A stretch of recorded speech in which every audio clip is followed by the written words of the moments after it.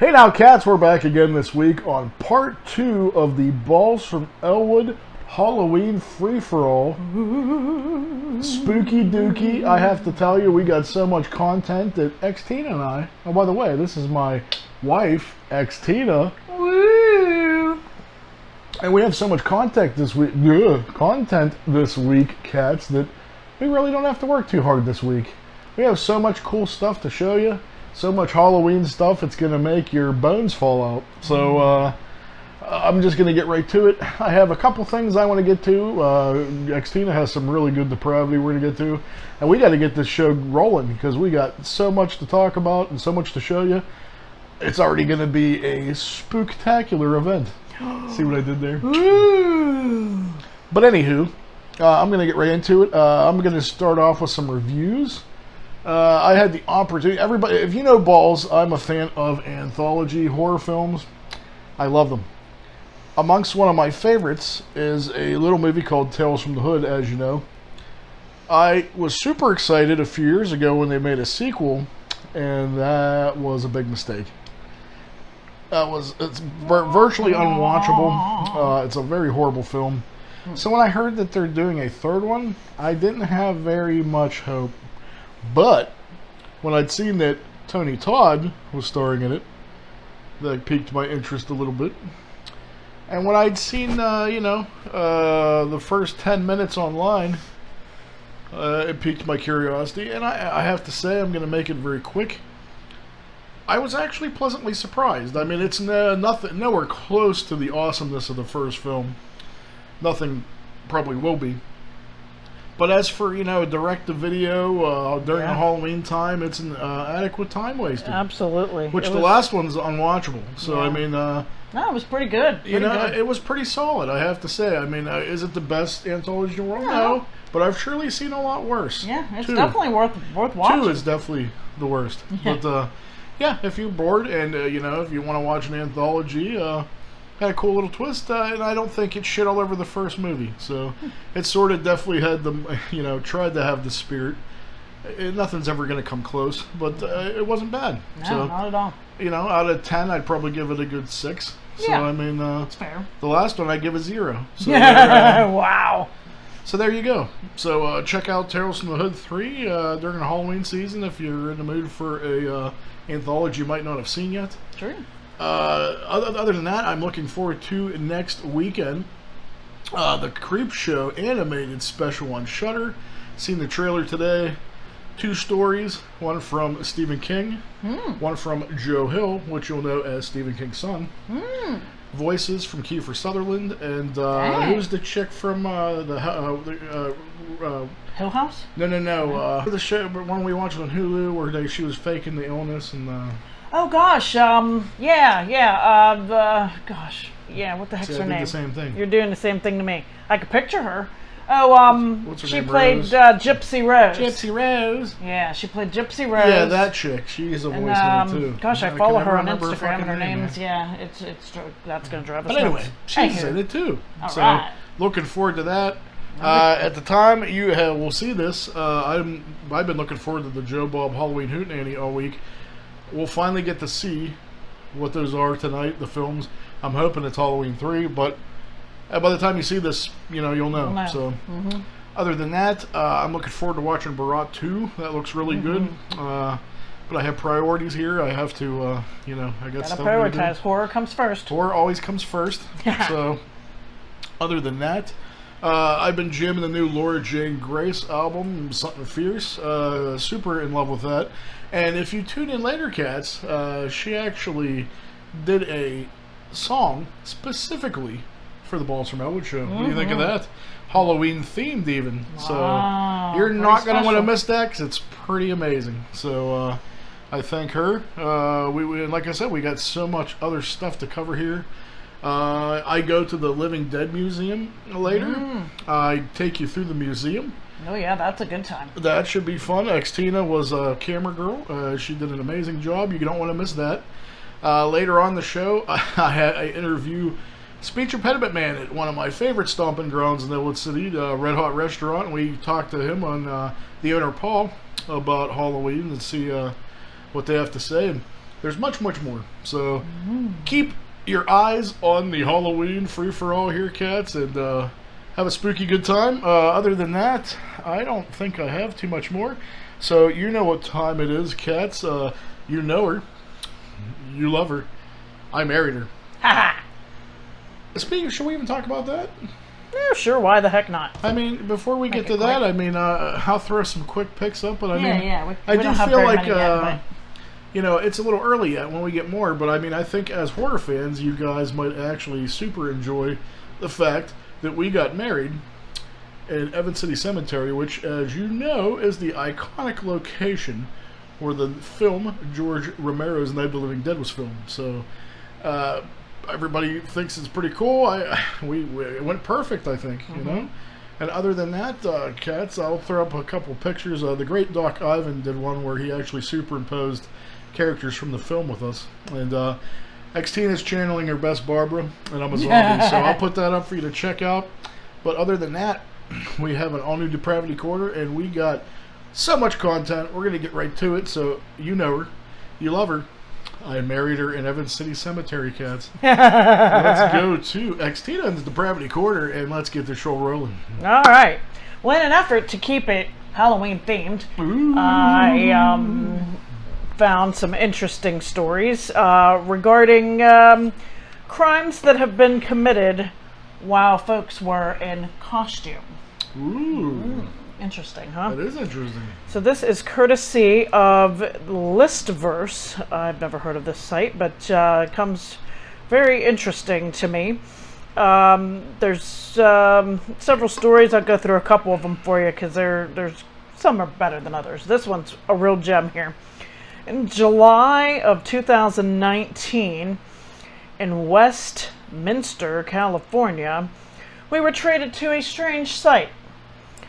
A black BMW was heading north along 405 freeway. Everybody knows the 405 freeway. How do we know that, Balls?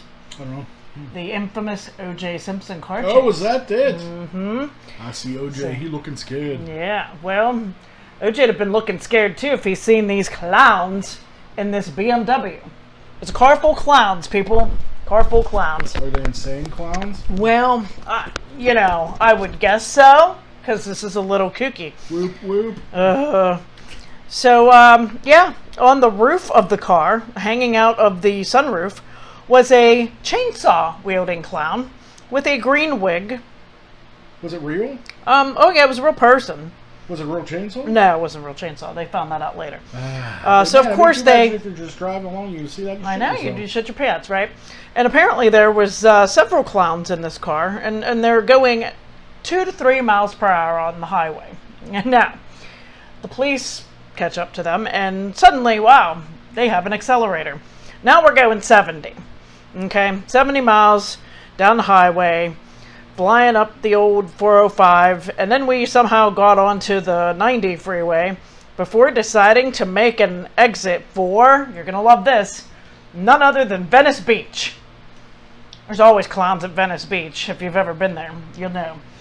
So then they get to the beach and they stop in front of the ocean walk where there's, you know, people beaching. It's mid-July. And one of the clowns starts helping to bury somebody in the sand. And another clown decided to take his shirt off and head into the water.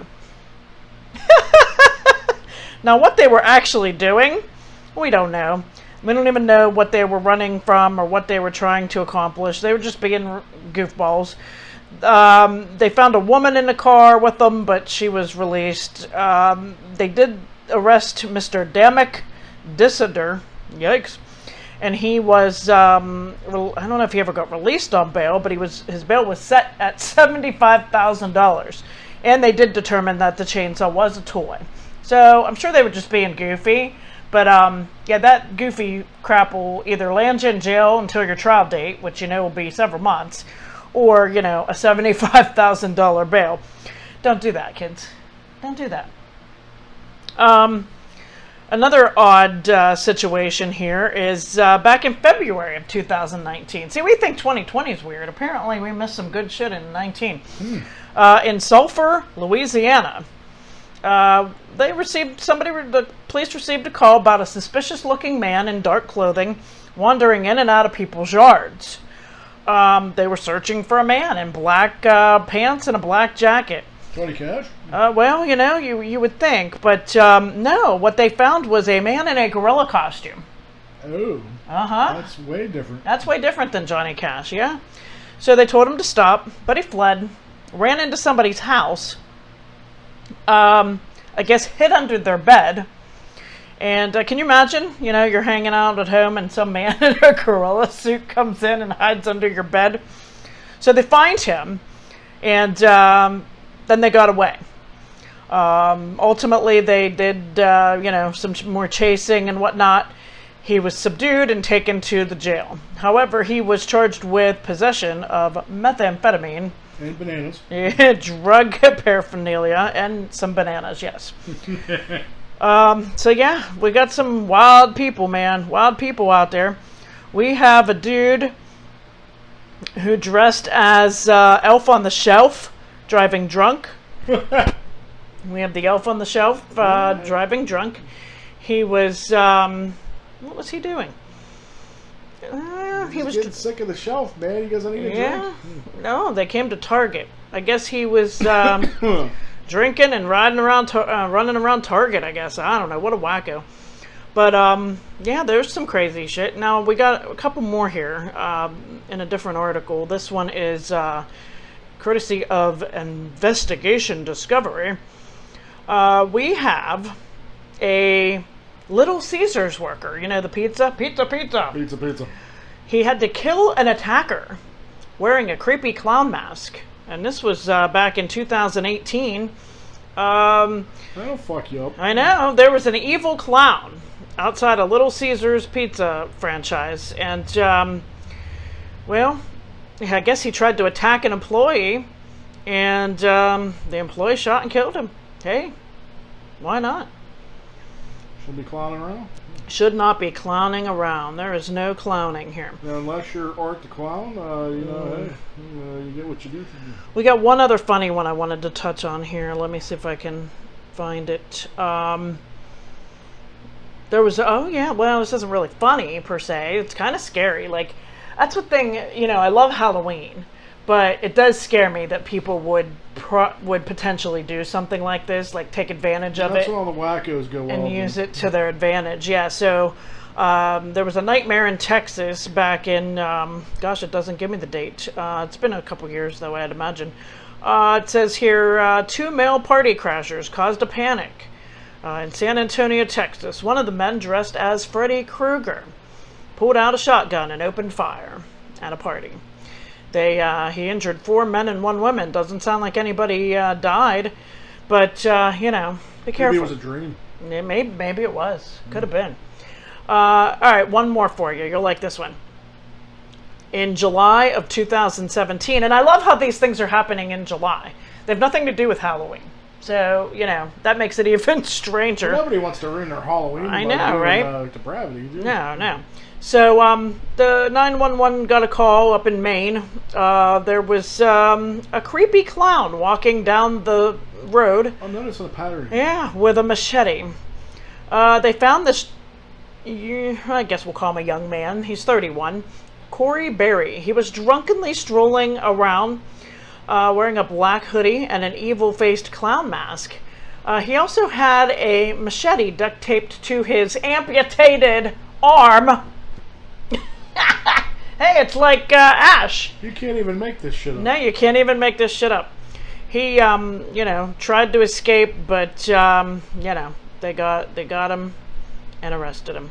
So, yeah, I mean, beware of, people dressing up and actually causing real crimes. I mean, that's a little frightening, We're all just trying to have fun and do, what we want to do, what we love to do. And watch out in July, too. Well, yeah, apparently, you might be safe on Halloween. Just look out in July. See anybody in their creepy costume in July? That apparently is the danger zone. Always check your candy. Always check your candy. Well, that's it for the Depravity Corner this week. Other than that, cats, later on we have a very special guest.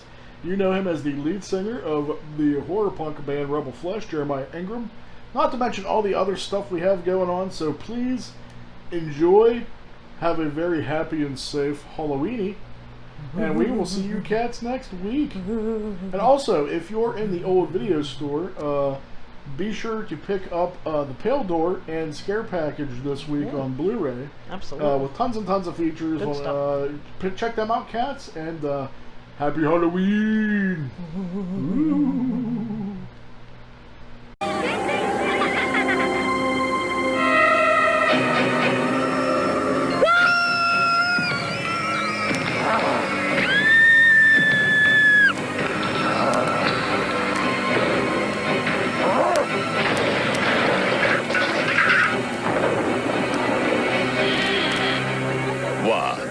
No dip?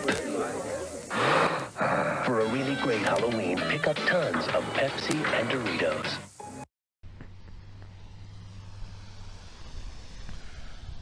This is Balls from Ellwood, and I am outside of the world-famous Red Hot restaurant in Ellwood City, Pennsylvania.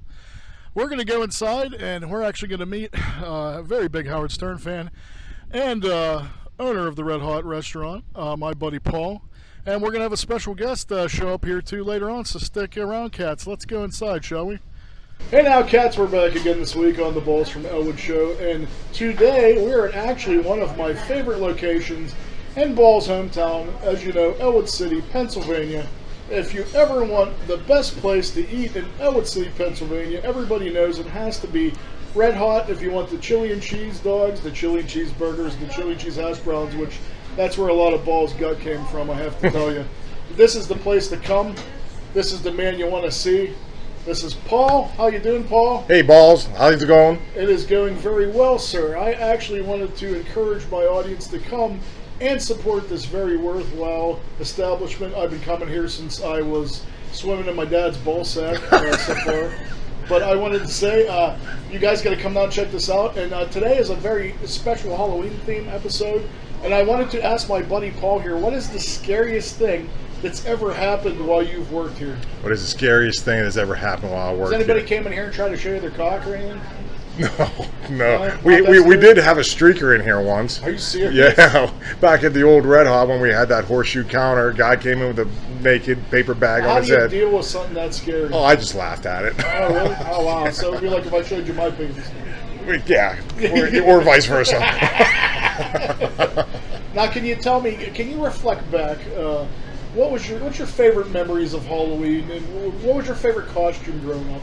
My favorite costume growing up is I went as a zombie from George Romero's Night of the Living Dead. Well, that makes sense around this area, as anybody knows. I did go, and my favorite memory is just hanging out in Ellwood, man, going to neighborhood and just filling up my sack with candy. It was the best. I like actually getting my sack relieved, but I mean, that's nice too. Yeah. But, can you name any other crazy, scary things that's happened while you're working at a restaurant? Let's see. Well, I did work in a Waffle House in Charlotte, North Carolina. I did witness the double shooting that turned into a murder there. Okay, that might be a little scary. It was pretty awful. I wanted to ask you the volume. Like, I've always been curious growing up, and we always talk about it. Yeah. Like you grown. What is the volume of food that you go through here in a day? We How average many hot dogs? we average about 3,000 to 4,000 hot dogs a week, and probably serious? yeah. And then potatoes, we probably do 650 to 700 pounds every 5 days. Holy mackerel. Yeah, that's a lot of. Idaho loves us. But I have to say, man, I mean, if you came here, you'll see how exactly that is going down. So. Best chili dogs in America. Sure is. So I wanted to just say, I want to enclose, everybody, please come down, visit Red Hot in Ellwood City, Pennsylvania. Say hi, tell them Balls sent you, make sure you ask for Paul. Peace and love, sir. Balls, I love you, man. Hey now, cats, we're back again, and as you see, we are still at Red Hot in beautiful Ellwood City, Pennsylvania. My hometown, Ball's hometown. With me, I have a very spooky special guest this week. The man, the myth, the legend. You know him, we love him, Speech Impediment Man. What's happening? How you doing? So, on this Halloween-themed episode, I have a series of Halloween-themed questions for Speech Impediment Man. Ooh, I expect nothing less than scary stuff from meatballs. That's why I love hanging out with you. Question number 1, sir. Morticia Addams or Lily Munster? Who would you fuck first? Gotta be Morticia Addams. Ooh. I am a Munsters fan, but I always had a major hard-on for Morticia. Now why? What makes her better over... She is skinny, slender, she wears that dress, has the dark hair. I mean, Lily has her aspect. I did like the white streaks in her hair, but Did you put them there? well, I think Herman scared the hell out of her. But there is just something. Morticia has more of the gothic look, which I'm into. Good answer. So, question number 2: Would you? Would I do Morticia? No, hold on. Wait. I can edit this. We'll just. I don't want to mess up his business. Go ahead, you're good. Are you sure? Yeah, you're good. Okay. Right, question 2 speech. Podcast. Question number 2 speech. When you were a kid, what is your most favorite Halloween costume? My most favorite Halloween costume. In fact, it wasn't hard. Me and my friend, one Halloween, we had no costume, so we went as hobo zombie, which basically means we found baseball caps and tore them up and stuff, and we got the ashes that were in the fireplace, rubbed them all over our face, put on a ripped jeans and stuff, and just went out trick-or-treating. Now, I got a funny thing that really happened. This is back when the Charlie Brown Halloween came out, and he went trick-or-treating and he got a rock in his bag. It's a rock. Yeah, well, actually, that really happened to me. And I used to go home afterward, and my big brother, being as brothers do, would always grab my bag. We'd go out in the living room and dump it out, and he'd take all the good candy. But he found a rock in there. He goes, "Someone gave you a rock." He thought that was funny.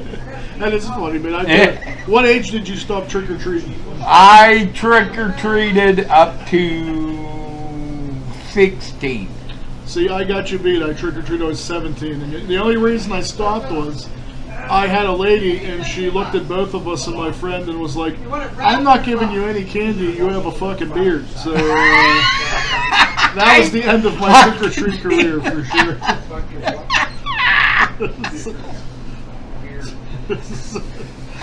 I'm leaving. You need anything before I go? You good? No, but it was a pleasure meeting you. It's a pleasure meeting you. Thank you for the incredible service. Be good. You can't make no promises. I know, me neither. I gotta pee. I had to pee for 45 minutes now. I can pee and there's someone in the bathroom. Oh, don't pee here. I hate it here.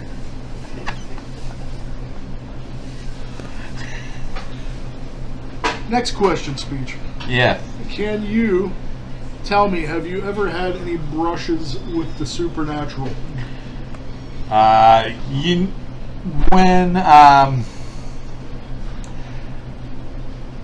Actually, the election is coming up, and we had, in fact, your wedding was this weekend. It was in the Cemetery Night of the Living Dead, which was a highlight for me to go to. Well, thank you, sir. We were glad you were able to attend.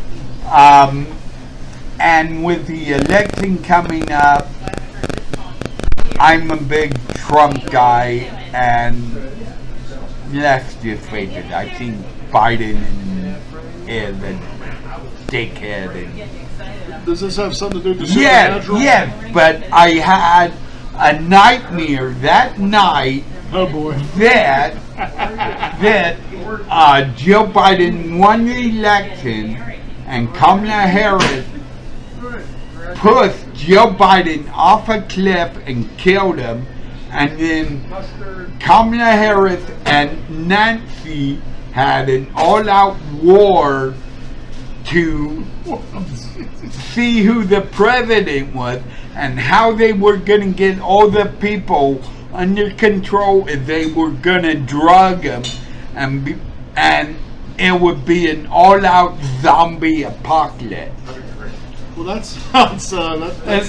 is very scary. That's an interesting story. But I remember also when I was young, my grandmother passed away, and I remember at her funeral in Wisconsin, the night afterwards, I slept in her bed, and as a little kid, I thought I saw her ghost in the hallway saying that, "Why are you in my bed?" So she came back from the afterlife to scold you for being in your bed. And it scared that. That's pretty scary. Yeah. Well, that's all I have for you, man. I think you pretty much hit every base for me. So, thank you for being our guest on this very spooky segment of the Balls from Ellwood show. Well, Balls, I just want to say congratulations on your wedding, and I thought it was very cool having it at the night of the Living Dead Cemetery. It's cool. I mean, in fact, thank you for the sweatshirt you bought me here, Night of the Living Dead, and on the back it has the whole cast. And I want to thank Paul. Yes, we're here at his restaurant, Red Hot, and I've had his chili dogs and hamburgers and fries, and they're all the best. That's right. Gotta come down to when Red Hot. you're in Ellwood, you should come. That's right. And it's a pleasure being in from where the world famous Balls from Ellwood came from. Well, thank you very much, Speech. It was a pleasure to have you as always, sir. You're one of my closest friends. No problem. I love you, brother. Thank you so much. No problem. You have a very happy Halloween. Yes. Let me ask you a joke.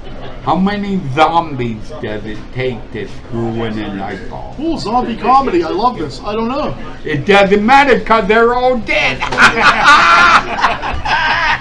Do you have any other Halloween humor, sir?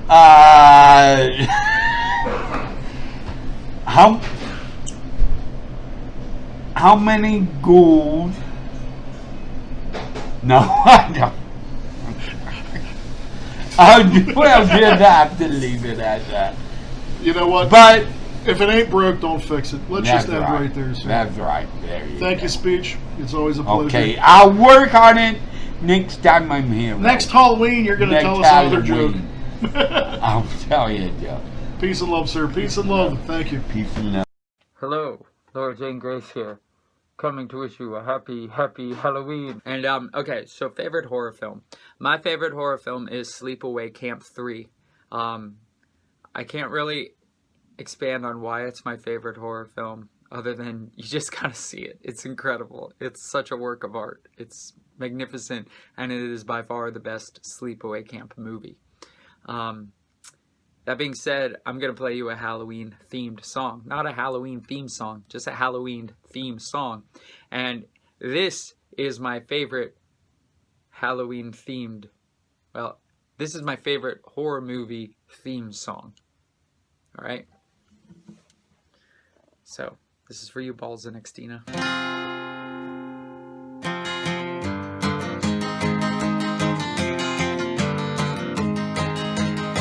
Under the arc, weather-stained boards, ancient goblins and warlords come out the ground, not making a sound.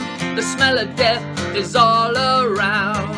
And at night when the cold wind blows, no one cares, nobody knows. I don't wanna be buried in a pet cemetery.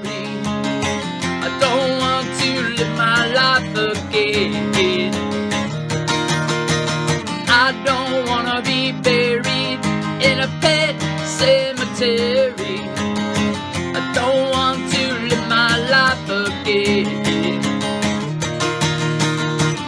Follow Victor to the sacred place. This ain't a dream, I can't escape. Molars and fangs, the clicking of bones, skeletons moaning among the tombstones. And at night when the moon is bright, someone cries, something ain't right. I don't wanna be buried in a pet cemetery. I don't want to live my life again. I don't wanna be buried in a pet cemetery. I don't want to live my life again. The moon is full, the air is still. All of a sudden I feel a chill. Victor is grinning, flesh rotting away. Skeletons dance, a curse this day. And at night when the wolf cries out, listen close and you can hear me shout. I don't wanna be buried in a pet cemetery. I don't want to live my life again. I don't wanna be buried in a pet cemetery. I don't want to live my life again. Oh no. Oh no. I don't want to live my life again.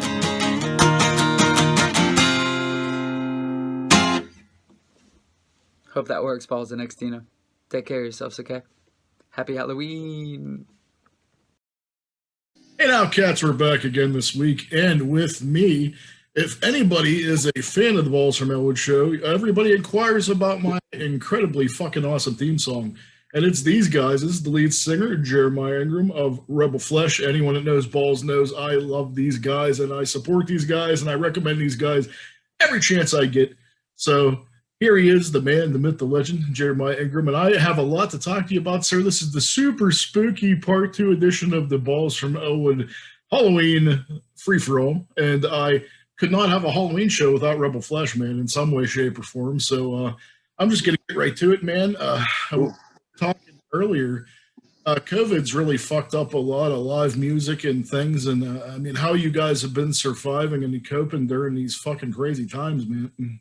Yeah, well, first, it's changed the world. It's done a lot of, it's taken a lot of lives, and it's a real thing, and it's scary. So kind of like it affecting us is minimal, but with the bars closed in Austin and Texas, stuff is slowly opening up. We're reluctant to get out and do the live thing right now because now cases are surging again. But what we did was we decided to just go acoustic and start rehearsing outside to keep our distance from each other, even keep each other safe and our family safe. And then we just started videoing it and started posting videos on Instagram and stuff. And it was really kind of cool because it, the stuff that we play is, like 3-chord, punk songs. It, ended up translating really well to like an acoustic format. And we got a lot of positive feedback. A lot of people were really digging it. And so I don't know how many videos we made, but we even wrote stuff specifically for that format. And it ended up, I think, making us a better band, just, kind of taking the tempo down, kind of rearranging some of the stuff. We learned a bunch of covers. We played like Tom Waits, Rolling Stones, just stuff that we like. And I don't know, it was actually a pretty cool opportunity for us, or an excuse for us to branch out from what we normally would be doing. It's true, man. I mean, what I love is like I'm a fan of all these songs, but then when I hear them acoustically, some of them take on a kind of a new life of their own, and it's really cool to hear. Like, I mean, they're so different, but the same. So like, I'm really super loving the acoustic thing. You actually have. I wanted to ask you. You had 3 new singles come out here, like in the past few months. These are all written during your time at home quarantine? Is that correct? Yeah. So the quarantine also kind of faced us with we had basically written a new album that we were going to release. We had started recording in Austin. We started recording 4 songs, and they turned out great. We just couldn't ever get up to do the final mix. And then the quarantine happened, the pandemic happened, and so I just started writing new stuff. And I started writing stuff like the stuff that came out for October. I just decided I'd record it myself. We didn't want to go to a studio. We didn't want to, risk, anybody getting sick. So we started recording our own stuff.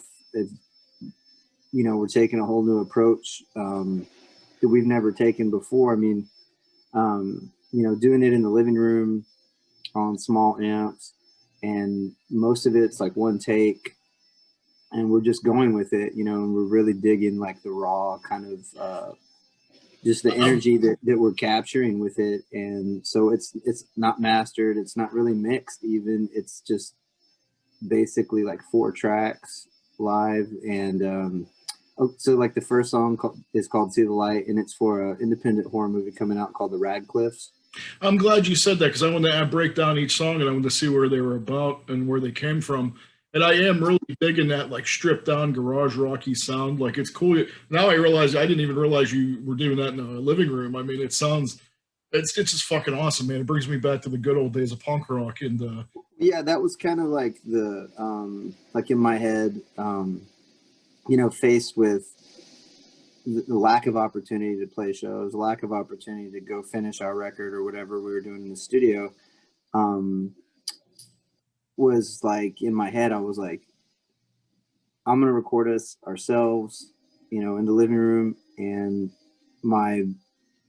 I guess like the theme that I had in my head was, I want all these new songs that we're recording to sound like if you found a cassette when you were a kid, like, skateboarding, and you just found some shitty blank cassette and you played it. Like, that's what these songs sound like to me. that's the feeling I get, and it gives me the feels so much, man. I love this. I love the way this stuff you're doing sounds. How about Blood of Satan? Where was your inspiration from that? So that also was for a movie, another independent horror movie. I think it was called Red Summer Massacre, and they had some type of filming issues, and I'm pretty sure actually that it's pandemic related, why they couldn't complete the movie. But I told them that I'd write them a song, and that's where that song came from, Blood of Satan. Well, what about Fright Date? Was that for a movie as well? That's actually a friend of ours, Todd. He's starting like a YouTube. I guess it's kind of like an Elvira sort of show where him and a co-host like watch a horror movie, and they have like like a horror host kind of thing. That's cool. Yeah, and they wanted like a minute-long theme song for the series, and so he just kind of told me what it was about, and I just wrote that for them, and I think he's already changed like who he's going to have host it with him. So the single that we released was before I knew that, so we'll probably have to re-record it for him. It's still pretty cool, man, I have to say. I want to ask you, as a kid, I love to ask everybody this and get their opinion. What was the first film that really scared you, or scene, or is it what stands out in your mind? The Entity. Oh, Barbara Hershey, yeah. That's I was really freaked me out. I was way too young to see that, and I probably was too, man. But like, my parents were super understanding, and like, I was allowed to watch a lot of this stuff like from a very, very early age. But I mean, they would still, they would talk to me though. Like, they would educate me. They wouldn't just be like, "Hey, watch that, and you're gonna get fucked up." They would actually, because my parents were fans too. So actually, more so my mom. But yeah, I mean, that definitely could. I could definitely see that's a good answer for sure. Mine was actually I have to say, if I had to pick one thing that stood out in my mind, it was the clown and Poltergeist. It used to scare the shit out of me when I was a kid. And That's funny that you say that because I recently watched that with my daughter, and I was like, she's 7, and I think that movie's rated PG. It is.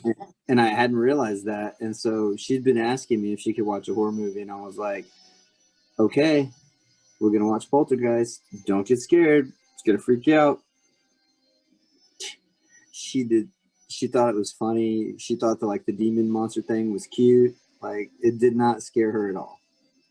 It's funny you say that, man. My stepdaughter at an early age, like, she was always bugging me to watch horror movies. And you try to find that one where it's like, hey, you know, you want to show a kid like something cool, but you don't want it to be stupid either, you know? Like, right. Think of like The Gate, you know, that's always a good starter horror film. And it has cool monsters and shit. That's a really good movie, yeah. And like, or maybe like, you know, was it Joe Dante's The Hole? That's a pretty good kid oriented. Yeah. It's still cool, you know, but yeah. I started showing her all this stuff, like we watch Goosebumps and things like that, and she, you know, she's like, "This, I want something, but you know, scarier," you know? Right. Jeez, really? And like she was like, you know, this big, and like, yeah. Then I started showing her Freddy, man, and she fell in love with him, and she fell in love with Jason, and you know, they're real small, you know, like it reminded me of me. I'm like, wow, but yeah, I mean, I thought all this stuff would like we'd be up all night every night, and man, she loves it. Like the only thing that really freaked her out was the first time we watched what was it, Conjuring. Oh, dude, yeah. But then now she loves it, so it's like, I mean, but I'm like, wow, she's a brave kid, man. But like like you said, I thought it would freak. I mean, she thinks Pennywise is cute, and you know they're all cute. Chucky, she loves Chucky. They're cute. Chucky and Tiffany's like her people, man. And that's funny. Oh, like it's funny. Yeah, you think kids are going to react one way, but they just completely surprise you. Yeah. Was there any other films that like disturbed you at a young age? Is there anything that still sticks with you? Because like I, as a horror fan, like as a kid, like you love that feeling of being scared. But as you see and you get desensitized to so many things, you're constantly like chasing the dragon to try to get that feeling again. And a lot of stuff doesn't really do it for me. So I mean, is there one thing that still sticks with you that can still give you that feeling? As far as movies go, anything really. I think the one thing that stuck with me, and you know, of course, at the time I didn't know that it wasn't real, right? I thought it was real. Was one night in like 7th grade or something. Me and a couple of friends rented all the Faces of Death. Oh yeah, man! I went through that phase too. And it had that like warning, like banned in 40 countries, and you know, and we watched it, and we took it, you know, like it was real. And I just remember like the feeling that it gave me, like in your pit of your stomach, like no. Yeah, and it lingered. Like we had to like go outside and like breathe fresh air. Like it. I did the same thing, man. Like I actually went to the theater for 4, and they give you a certificate for staying. And you know what it was? I think it was the narrator that like was so unnerving that made all that stuff unnerving.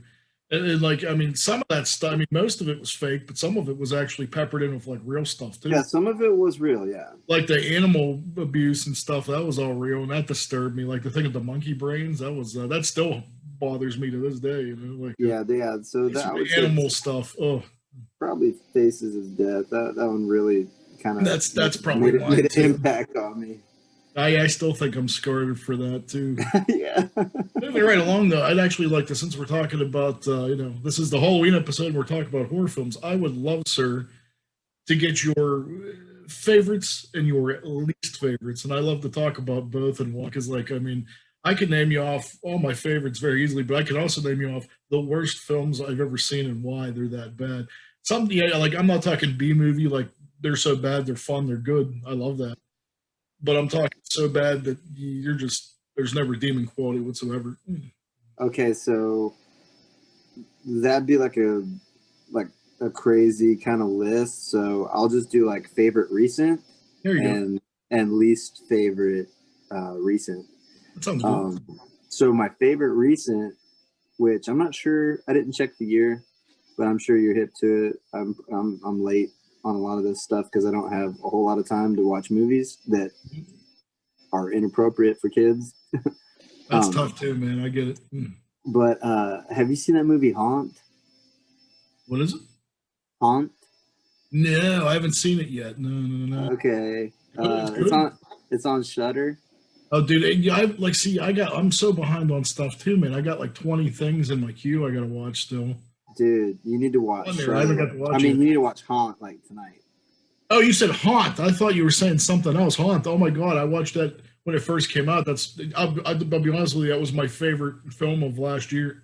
Oh, okay. So yeah, I knew. Yeah. Okay. Cool. Yeah. I thought you were saying something else. I'm sorry, but oh my God, Haunt. Haunt. That's a great one. Like in fact, that's something I'll probably be watching like repeatedly every Halloween. Yeah, I really dug it, man. I like the style. I loved it. I loved how they looked. I mean, that the one dude was Damien Maffei, the dude that's the dude in the Strangers, the man in the mask. Right. I thought that was cool. Yeah, he's a cool dude. I've talked to him before, but yeah, that's cool. One of my favorite movies of last year. I mean, yeah. What else? What else do you dig? Along those lines, and this movie is like even older, but it's still probably in the last 5 years, I guess it came out. I really liked The Houses That October Built. Oh yeah, that's a good one. I've seen that. I haven't seen. And there was a sequel, but I never saw it. I haven't only seen the first one. I heard the other one was good too, from what people say. I just haven't. I did too. Yeah.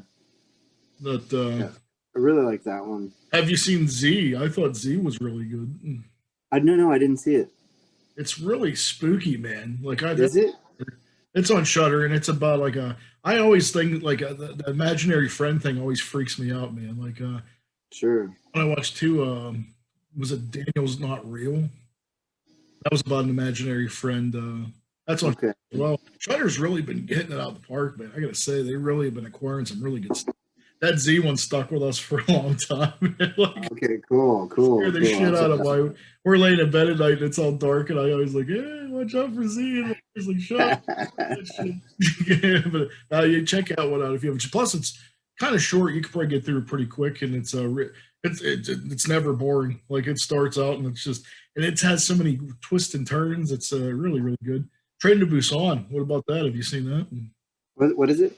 Train to Busan. That's one of my I tell you what, I was getting really bored of zombies, and it kind of reignited my love of zombies films again. Like it's a Asian zombie movie. Okay, that's cool. I'll check it out. Yeah, I kind of.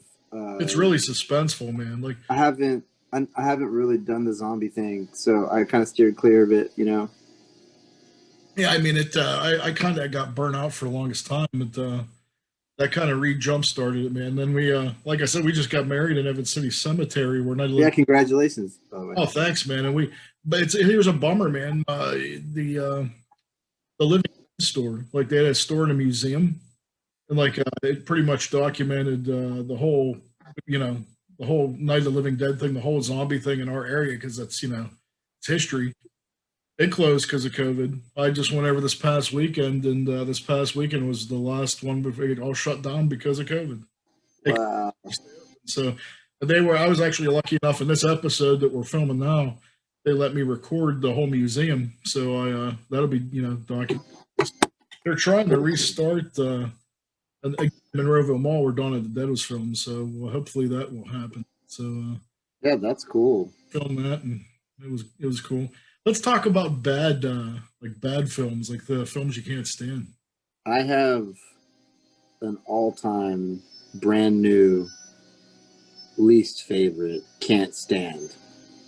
Is this something that everybody loves that you don't understand? Like, because I have those too. No, you know what? I think everybody hates this one. Try me. Okay. Did you see Danzig's horror movie? That is the worst fucking film ever made. I mean, it's funny we're calling it the equivalent of The Room. I love The Room. Like I really wanted to like movie. it. Like they're like, it's the horror equivalent of The Room. I personally love The Room. It's so bad it entertains me on so many different levels. Like I can never not watch it. Like if we just I'll watch the whole thing. It's so shitty. It makes me laugh so bad. That didn't do that for me.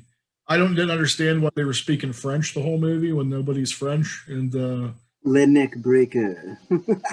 Yeah, that, like, I mean, here's the thing too. You have a whole array. Like, I've read the comics. Like, you have 70 plus comics to pull cool stories from, which most of them were really cool. And you picked the three shittiest fucking stories in the whole comic series. Right. Yeah. No, it was terrible, man. I couldn't find anything to like about it other than telling my friends in my band how bad it was, them kind of not believing me, and then like putting it on and being like, yeah, see that? She has eyes on her nipples. Here's how you know you're in trouble. When the opening title sequence is better than the whole film, that's pretty bad. So yeah. Like, oh wow, and the this is opening kind title of cool. sequence wasn't that good. That's what I'm saying. Like, that was the best of the whole. And I'm just like, there were so many times where I'm like, these are moments in my life that I'm never going to get back that I could be devoting to something much better than this. And but I'm like, devoted. I'm like, well, surely the next story's got to get better because I love anthologies. And I've seen anthologies where there's a couple shitty stories, but eventually, overall, it's a good experience because there's other good stories. This was not the case whatsoever. It just kept going from this level of hell to bed to this level to hell to bed. Like, and then the last story, I'm just like, yeah, you can't even care, right? It's I'm just like, and then I'm like, this dude spent a ton of money in this movie, and these effects look like you just got them from the dime store. And I'm like, this dude, like, this wasn't a cheap film. Like, it's supposed to be a B movie, but I think the budget was like $4 million, and I'm like, how is this? Like, yeah, man, I could write a book on how shitty Veronica is. Oh. I mean, nothing comes close. My worst movie before that, there was two. There's a movie called Carnage, Legend of the Destroyer, Legend of Quiltface. That's the whole title. And here's the whole 90 minutes. There's a guy in this really shitty, like, quilt mask, and like people break down on the road, and he pops out and he like stabs them, and then they yell, and then everyone else is yelling, Quiltface! Face, and that goes on for 90 minutes. That's the whole movie that ends. Oh shit! And if you don't believe me, watch it. Like, that's the whole. There's nothing else to it really. But that's terrible. It's pretty bad. But at least on some redeeming level, it could be funny because it's just so bad. I hated the fact that those people got away with making a Creepshow 3. That's oh, dude, yeah, I couldn't watch it. I tried. It gets me so upset, like, and mad. Like, they fucked with Day of the Dead too. Like, I don't know how they didn't get sued or how they pulled that one off, but it was not. I hate when people like that aren't like big fans like us are like, oh, do you like Creepshow 3 too? And I'm like, Creepshow 3 isn't even fucking part of Creepshow. Right, doesn't count. It doesn't count. It doesn't count. I'm like, what do you mean it don't count? And I'm like, I'm just like, I get like freaked out. But yeah, I couldn't. I love Creepshow, man. I love it. It's one of my favorite anthologies of all time. Yeah, but 1 and 2, they're equally good. Did you get to see the Shudder series? That was pretty good. No. Well, you know what? I did. I saw a few, but I didn't get to see the whole thing. No, I liked what I saw.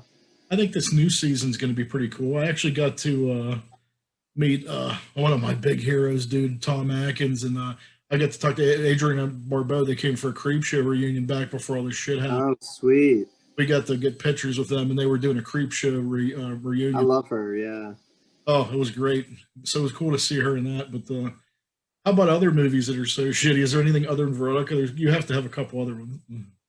Well, like, I just kind of I like to just kind of play, like, I guess Russian roulette with movies that I've never seen or whatever. Just like I'm at home and watching Netflix and everyone else is asleep. I tried to watch a movie called What Keeps You Alive, I think is what it's called. I haven't seen that yet. Yeah, it's pretty bad, dude. It felt promising, and since you haven't seen it, I sort of feel I don't want to like deter you or like give away. I mean, the premise was, they just gave you like a brief premise, right? The synopsis, and it sounded like it would be good, and it wasn't. And then it was one of those movies where, because it wasn't good, it kept having like the part that felt like the end, but wasn't the end. It's like we know this movie isn't good, So we're not going to let it end where it feels like it's going to end, because that would be predictable. And the least we could do is not be predictable. And it just felt like that. It's like, here's the end. No. Here's the end. No. I get what and you're it's saying. like kept going. And I was like, this movie fucking sucks. Is there, like I said earlier, I wanted to ask you, is there a movie that everybody seems to love that you just absolutely can't understand why? I feel like most movies, I don't fucking understand what people like about them. Like, if I'm honest, the shit that I get, the stuff that bugs me is Friday the 13th. Like, once you go beyond like the first two, like I don't get it. You know what I mean?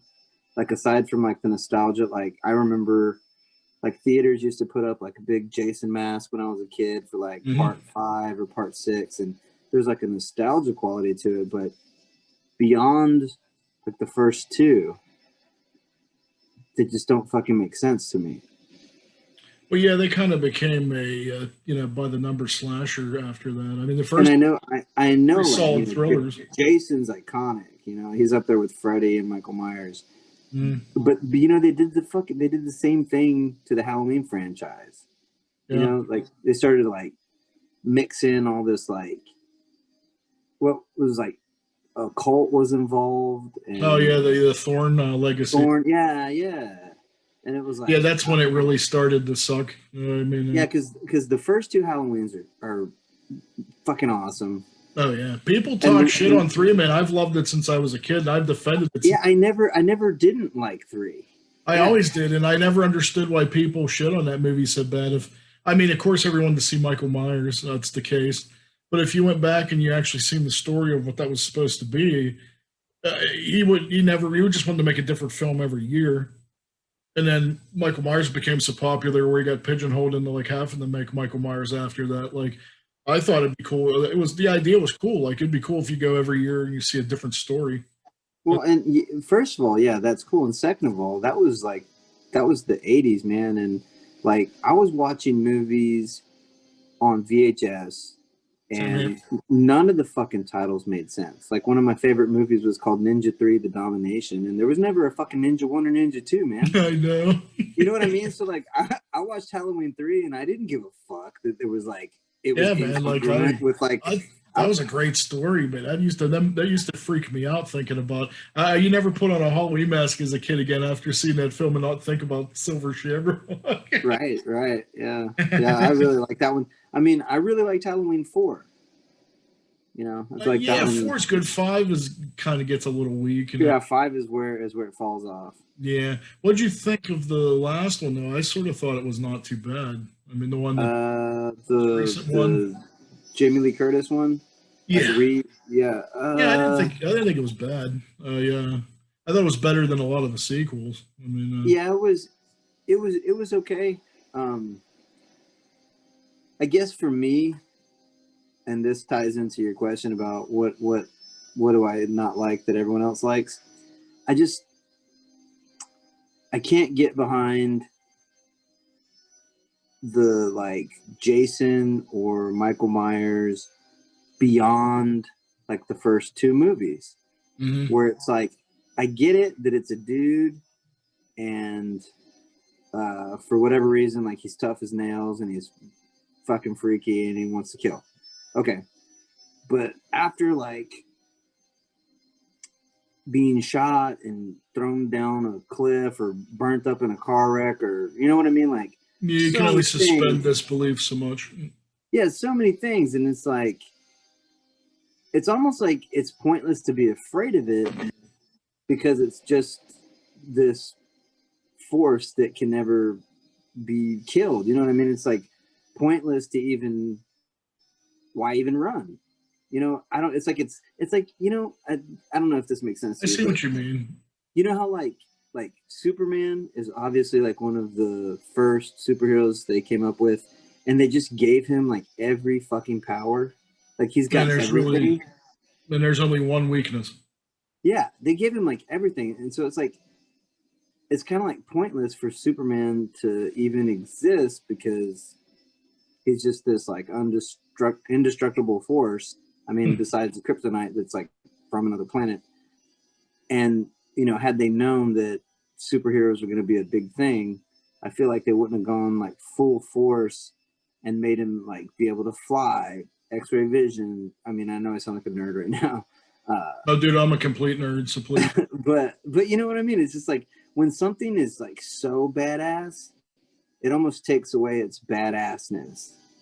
And I feel like that's what they do with like Jason and Michael Myers, as far as like they're just indestructible and there's no reason.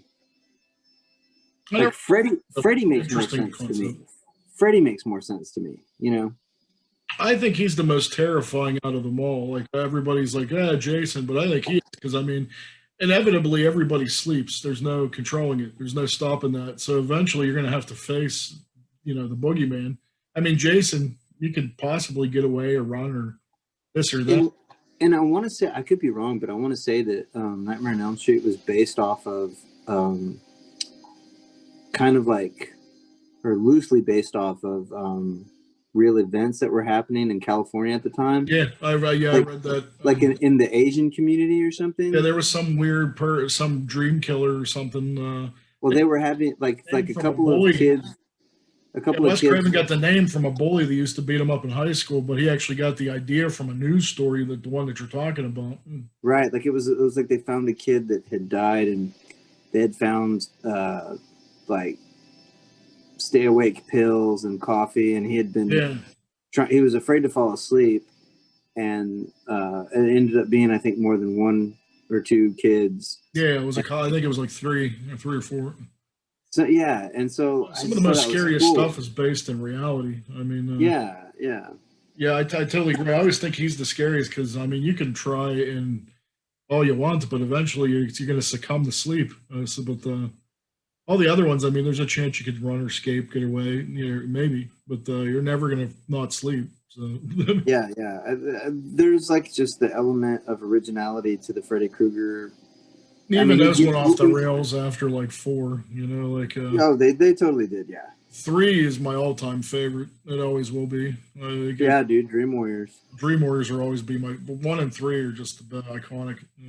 For sure, dude. I mean, even 2. I mean, 2's pretty. I know. 2 gets shit on a lot. I don't think 2's bad. Like it's good. I just watched that documentary on Shudder, and man, that dude really fucked his whole life up, man. I mean, oh yeah. Yeah, like it shouldn't have. Like I mean, yeah, they really gave that dude a lot of shit from that film. I mean, I thought it was a pretty cool possession story. I mean, yeah, I thought it was good. It was. I mean, it wasn't the same thing over and over again. Yeah, I liked it. I was a fan. I liked 4, and I even liked 5. Which one was? I think was 5 the Dream John. That was the first one I didn't like. Yeah, I think that was the beginning of the end right there. What was it? Dream Warriors. I like 4 was fine with me. I mean, it was Rennie Harlan directed that one, and a lot of people don't like that. I like the 4th one. I think it was that bad, but I didn't mind New Nightmare. I thought that was kind of a cool concept. Oh no, I did like that one too. And they brought Nancy back, right? Yeah, I didn't think that was a bad idea. Like, that one was cool. It was like he was fucking with that like Scream, that meta kind of thing. Premise of like they're aware. There's definitely elements of that. I like that kind of thing. I'm not so sure about. Well, I even like Scream when Scream first came out. I thought that was like interesting. Again, like you said before, I thought the first 2 were really good, and then after that, man, forget it. Yeah. I mean, what is it with the? It's always the first 2 that are the strongest, and then they just kind of run out. I think maybe it has to do with the fact that like whoever originally, had the vision, kind of hands it over to somebody else. You know what? I was actually going to say that. I mean, a lot of these times, these franchises would get passed from director to director and writer to writer, and they kind of. It's almost like if you had Mark Twain starting a story, and then you passed it off to like some lesser writer, and then they keep. Right. Of course, it's going to degrade in quality. I mean, that's a good point, but yeah. Let me get back to Halloween here, man. I wanted to ask you, when you were a kid, what do you think of your favorite costume you ever had? You ever went as for Halloween? Dude, I was Dracula for like fucking 10 years. That's a Yeah, good one. and that was it for me. I had seen I don't even know. It might not be 80s. I saw it in the 80s. It might be like 78 or something. But like the Dracula with Frank Langella. I don't know if you've ever seen that one. Which one's that? I've seen a bunch of Hammer. It's just called Dracula. It's an American one, and I want to say it came out in 78 or like 81. I probably have. If I've seen it, I probably know it. I remember all the old Hammer ones. Like I love, like any sort of Ingrid Pitt vampire lovers. Like I love all that old shit, man. I love. Well, yeah, I mean, it had a big Bram impact. Stoker's was good. A lot of people talk shit on Bram Stoker's Dracula. I thought that was really good. I mean, the one with Gary Oldman? Yeah, man, I love it. I mean, that was fucking amazing. I always hear people cut on that. Like when it first came out, it flopped, and people like talk so much shit on that movie. That movie is fucking amazing. I mean, the weakest link in there is Keanu Reeves, but he's easily looked. Yeah, but I mean, you can look past that. Yeah, that's what I was gonna say. If you're gonna Gary Oldman's so fucking. Oh my good. gosh, he's amazing. Like if you can't get past Keanu in that movie, I mean, you're missing out because the creature effects are great and that everything's great. Everything like plus Gary Oldman gives me chills. Yeah, I really liked it. I liked it when it came out, and I never stopped liking it. And it actually it holds a pretty special place in my heart, just because of like the age I was at. I was at the right age for it to make an impact on me. Like I said, I had grown up on like that early '80s Frank Langella Dracula. And it had a lot of the same, I mean, not nearly as stylized, but a lot of the same, I guess you would say like romantic, like kind of romanticized. Oh, yeah, there's always that element. Ideas of, Dracula and the undead and death and all these like gothic undertones, hallmarks, that really affected me. And I got into like the Universal movies and the Hammer movies, and so, and then I was like reading Anne Rice novels when I was in junior high. I love the first film, man. I think Interview with the Vampire is great. And so so when that Bram Stoker's came out, I was like primed for it, and I really liked it, and I've never stopped liking it. I love Fright Night. I'm a big Fright Night fan for sure. That's one of the best. I will even say the sequel is equally as cool. The sequel gets a lot of shit, and it's not. I mean, you can't even compare to the first one because you set the bar so high. I mean, I still enjoy two to an extent, but the first one is just. You know how many thousands of times I've seen that film, and it's just it's better every single time. I mean, that movie legitimately scared me when I was a kid. Same here. Like especially the end, whenever the final battle with him, and he's, oh yeah. I mean, it scared me that his friend got turned into a vampire. It scared me that the vampire lived next door.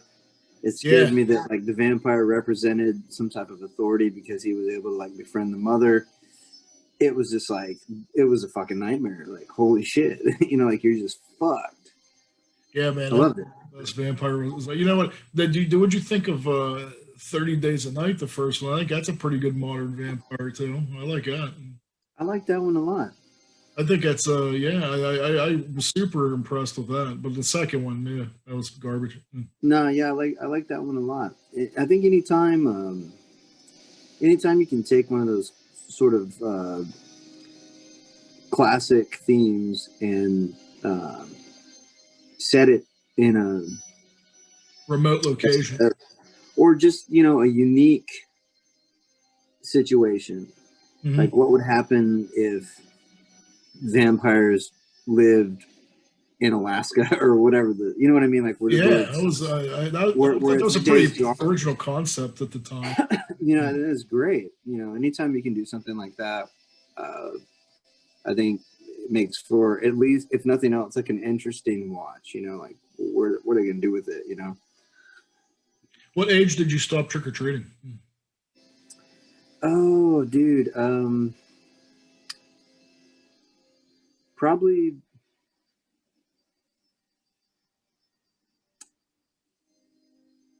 I want to say maybe like 5th grade or something like that. We started. We went pretty hard. But I mean, I think I started getting it. You know, you start getting into other things. You start thinking about girls and rock and roll and shit like that. You know. I was such a loser. I held on till 17, man. Oh, dude, I should have. I'm telling you, here's what stopped it. I told this story earlier today to somebody. Me and my buddy decided we wanted one last hurrah, so we're gonna go out. And this lady, I opened I opened my bag to get candy, and she looks at me and she looks at me. She goes, "I'm not giving you fucking candy. You have a beard." And I was like, that was the end of that, man. So. That's awesome, man. Well, I got a couple more. I'm sorry. Go ahead, sir. Well, I was gonna say what I started doing was I ended up participating in. I don't know if they had them where you live or where you grew up, but there was like an organization called JC's, and they would have JC's Haunted House. Oh yeah. Yeah, and so like I started doing those. Oh, that's cool. Yeah, and so you would like work and you know, build up the haunt and you know, do the makeup and be a character, and then it would be every weekend in October or whatever, and Halloween was the big night, so that kind of took the spot, you know, for trick-or-treating for me, but it was fun. I liked it. You actually brought up a good question. I wanted to ask you from that. How is the state of haunted houses there? I mean, here everything with the quarantine is very. I think dude. I think they're fucking doing them here. Oh, for real?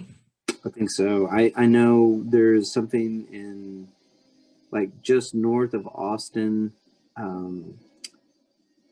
I forget the name of it, but I think it's called Scream Hollow or something like that. I've been seeing people posting pictures of Scream Hollow in Round Rock, Texas. So some shit's happening. There's a real big one here called Scare House. After it's like it's in Etna, close to Pittsburgh, and that's like the biggest one we have. And they completely all it is you walk through sets, and I think there's maybe 2 people allowed through the whole thing to kind of jump out at you. And people are upset, man, because it's super expensive. And it used to be the best thing in the world. They used to have this thing called the basement, and it was like it was like the ones you see on like the extreme haunt shows and stuff. Like yeah, allowed to touch you and grab you and pull you in places and do shit to you. And everybody's upset that they can't do any of that stuff now. So it's like, oh yeah, I bet. Like we used to go. I'm actually gonna. The only one that's actually open that's and it's even scaled back is we usually go to one around here called Freddy's Haunted Trail, and it's outside and inside. And this year it's only outside, so I'm like, all right. And so, but yeah, around that's cool. It's been affected. Outside. I mean, at least to get to go to one. I mean, but it's been affected in this area for sure. Like it's not the same. So I just wondered if it was the same for you there. Yeah, no, I mean, I feel like some of them are opening, some of them aren't. Texas is just kind of like, do whatever you want. So, I don't know. Yeah, dude. And I have to say, unfortunately, we're not supposed to be here, but everybody's kind of got the same attitude. So it kind of freaks me out, man. Like, I mean, how the fuck's this shit ever going to stop if nobody cooperates? So, I mean, yeah, I mean, I feel the same way. Like, I mean, that's probably scarier than any horror film. I mean, 2020's been scarier than any film I ever seen. So. we're living in one now. I got one more question for you, man. Do you have a scary story or a tale of the supernatural that happened to you when you were growing up? I do. I mean, I don't have one when I was growing up, but I have one that happened to me when I was an adult. Ooh, that's even better. So about 10 years ago, I had bought a house in a rural part of Texas, a town called Lockhart. And the house I bought was from, I want to say like 1929 or 26. It was very old. It had been redone. But most of it was original. It was a very small house in rural Texas. And I had a band at the time, and we would always rehearse on Sundays in the early evening, kind of late afternoon. And we were rehearsing one night, and it was kind of weird because it was about this time of year where it starts getting dark earlier. And so we didn't have any lights on in the house because we had started at like 4:30, and we were drinking beer and hanging out and playing music on the porch, and then going back into the bedroom. Like, it was a 3-bedroom, and one of the bedrooms was just for musical instruments and for us to rehearse. And so the sun had gone down on us when we were in that rehearsal room. And it's kind of hard to explain. It's almost like I have to explain the layout of the room, but I'll bypass that because it's boring. But basically, you walk into the bedroom, and I sort of stood in front of the door, and then the band was kind of around me with the drums in the corner. Right? So everyone's facing me, and my back is to the door. So the door is like directly behind me. And we're playing a song. The whole house is dark, except for the room that we're in. And we're getting close to the end of whatever song we're playing. And like, all at once, everybody in the band, there was 1, 2, 3, 4. I think it was a 5-piece band. So there was 4 people. All at once, all of their faces just have this look of shock and surprise, saucer eyes, just like, and the way we used to rehearse was no matter what happens, you don't fucking stop. You play to the end of the fucking song. So they all made this fucking crazy face, and we were close to the end of the song, but nobody fucking stopped, right? Because that's the fucking and so as soon as the song fucking ends, I want to know what the fuck happened. Like, is my zipper down, or like, what the fuck, right? You just automatically assume it's like you're the asshole. So as soon as the song stops, before I can even ask what the fuck, they all turn to each other and say, "Oh my God, did you see that?" And I'm like, what the fuck are y'all talking about? They all blurt some bullshit out at the same time, talking over each other. Me being the fucking occult, paranormal fucking weirdo that I am, right? Yeah. I'm like, everybody shut the fuck up. I put everybody in a different room. And I gave everybody a piece of paper and a fucking pencil. And I said, fucking draw what you saw. Independent of each other, right? Like, that's where my mind went. I kind of thought they were fucking with me, like playing a joke on me because it was October. You know what I mean? Yeah. I would have said, I'm skeptical. I would have thought the same thing. Right. So I separated everybody, put them in separate rooms, whatever. They all came back with the same fucking drawing, man. And they said that they saw this thing behind me that was like way taller than me. And it was darker. I don't know. Remember I told you like the house, it was all dark except for the room we were in? So the wall behind me was dark. Right? Because we didn't have any lights on in the house except for the room we were in. They said that there was this thing behind me that was darker than the fucking wall. And it was like a head with no neck and like shoulders. And that it was like 7 feet tall or something crazy. Like, it was like just this thing. And it was darker, darker than the shadow of the house. And, they all drew the same fucking thing, man. And I didn't see it, but they were all sure that they saw it, and they all drew the same thing. And the house was old as shit. So I'm pretty sure there was something. I don't know what it was, but I'm pretty sure there was something. I moved out shortly after that, not because of that, but there was something. There was something there, and Like a presence. yeah, there was something there, man. And this might be too dark and too real, but I feel like No, this is perfect for this episode, man. I've had that kind of a similar experience, in all honesty. well, so the person that I was married to at the time, we divorced, and I moved out of the house, and a couple of years later, she committed suicide in that house. Oh my god. Yeah. And when I talked to her parents, they told me that the house was completely different. That the windows had all been like blacked out, and just everything was, dark. Yeah, I don't know. There's just this part of me that thinks, That had something to do with it. yeah.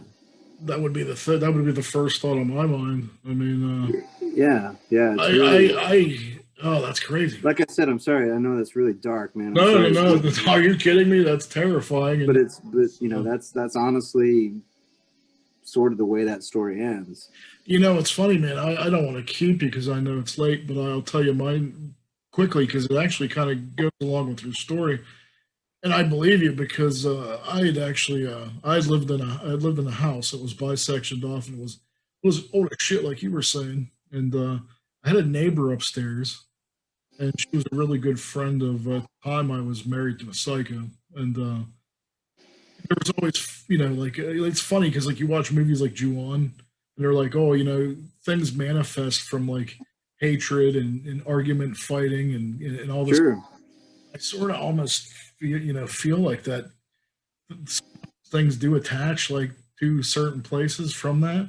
Yeah. When I was younger, I used to think it was bullshit, and then like when you're actually in the middle of it, I'm like, I sort of think there's something into this because there was so much turmoil and like just like heartache and hate and argument and fighting, and just it was such a horrible atmosphere for so long. And we eventually got divorced, which was the best day of my life, by the way. And right after she had left, it was weird, man. Like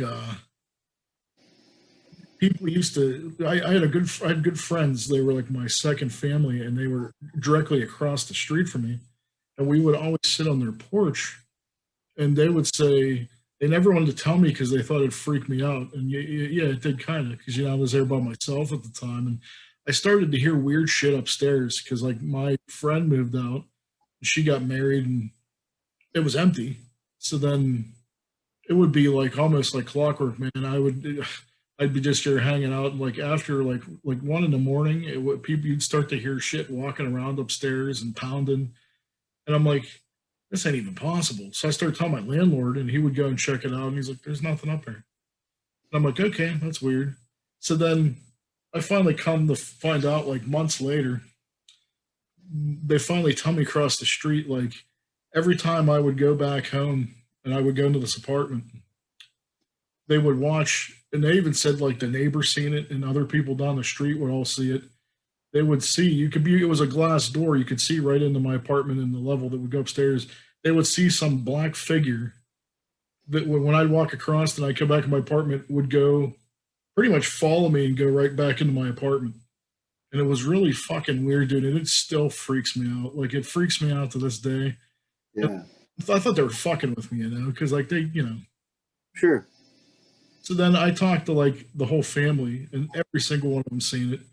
Their neighbors came over, and they brought up they seen it. Neighbors from their neighbors seen it. I'm like, okay, this is freaking me the fuck out now. So I moved out, but I'm almost like I don't know if it's like a manifestation of all the bad shit that happened there, or what had happened was it still freaks me out. Like I still to this day, like and there's times where I think I seen it, like I see it out of the corner of your eye, and like you turn and there's nothing there. But once they told me that, it freaked me out. I got the fuck out of there, and it was for that reason because I'm a. Right. but, Right. it was definitely. I still think about it, man. It's weird. I mean, so I don't know. That almost makes me wonder about things like that. Like if bad shit goes down and Well, things attached to. But I definitely believe in all that shit for sure. Well, another thing too is the the woman I was married to previously, before we got married, before we bought that house, when we were dating, she had lived in like a fourplex, and she was a stagehand for like big shows, like whatever came through Austin, U2, whatever. Like she built the stages, whatever. And so she would have weird hours. And she said that she lived in this fourplex, and it was like an old lady lived in one. One of them was vacant, and one of them was like a family of 4. And so she was the only kind of like lone young person, right? Yeah. And she would get home at like 4 or 5 in the morning, and she said that she would get home tired as shit. She'd go to stick the key in the door, and she said she could hear a fucking party, like all the way down to like clinking glasses and like women laughing just on the other side of the door. And then she'd like open the door, and it's just dark and there's nothing in there, and there's no more noise. And she said she thought she was going crazy, like lack of sleep or something, right? And she was on the phone with one of her friends, and her friend actually told her, "Are you having a party?" And she was like, "Whoa, you hear all that?" And she was like, "Yeah. Are you having a party over there?" And she's like, "No, this shit's been happening where it sounds like there's a fucking party and there's nothing here."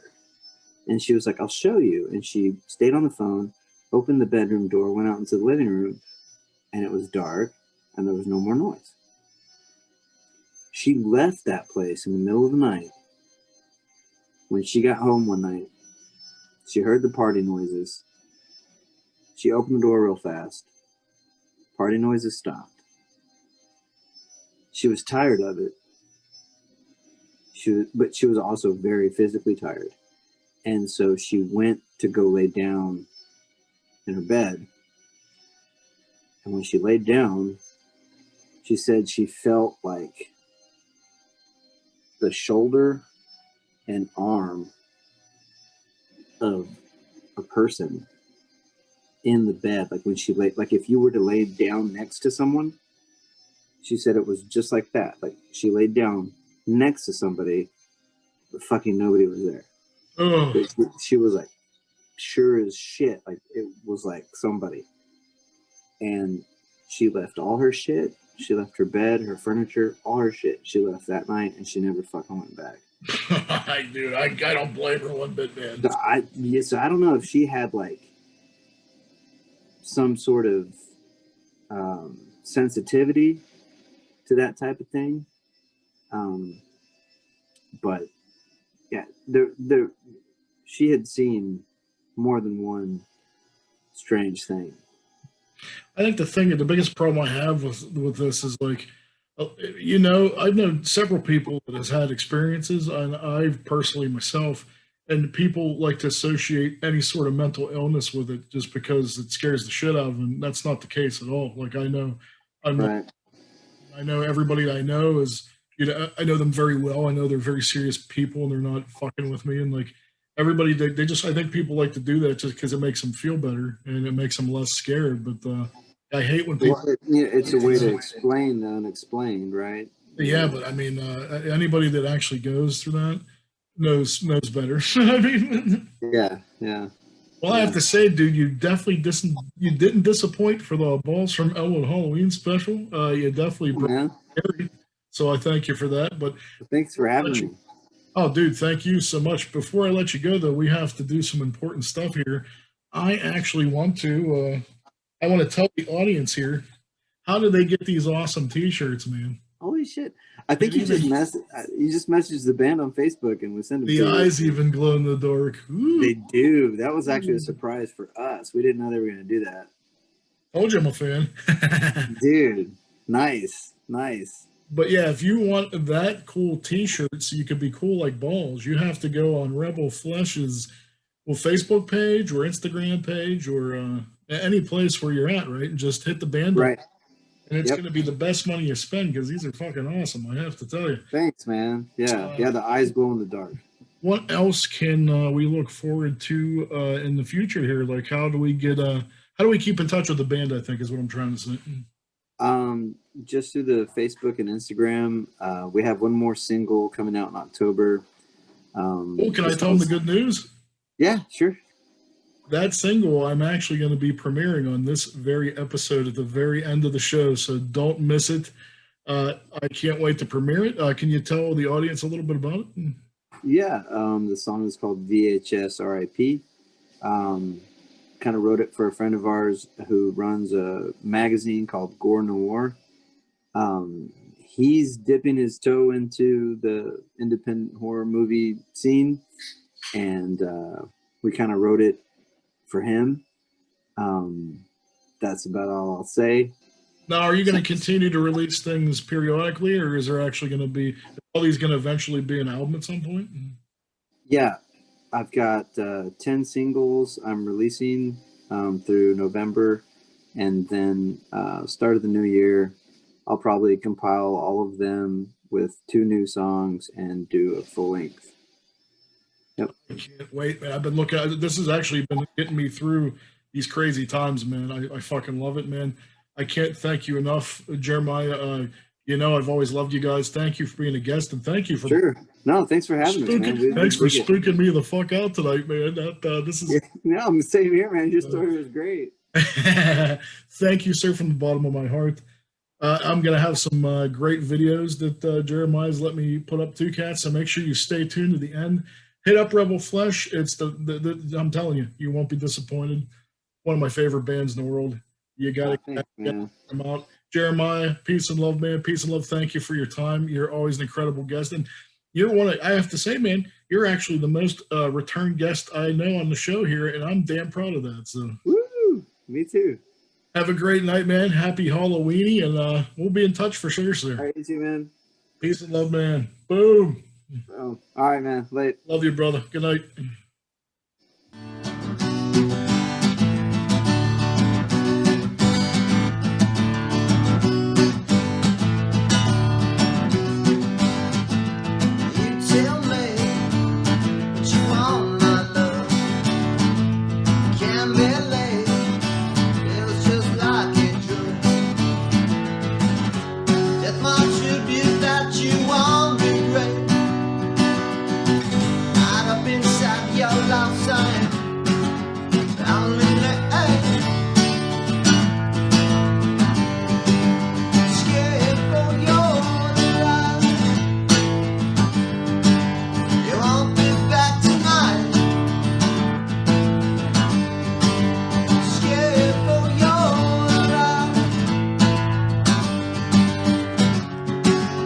Like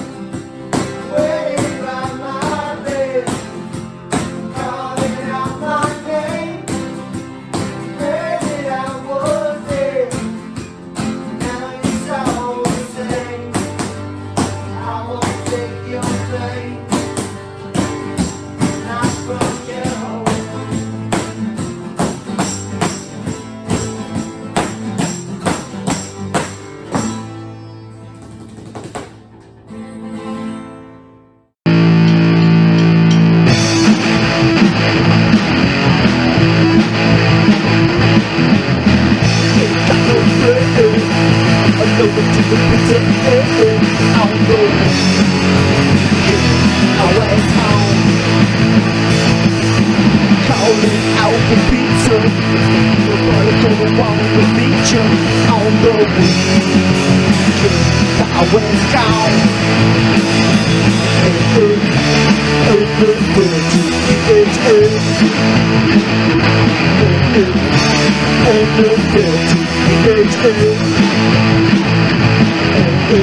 Oh baby, don't you know it's always there when you're out alone, baby.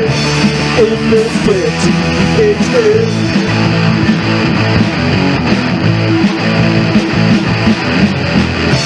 Don't you stay at home. You keep yourself when I'm alone. Indiscreet, it's it.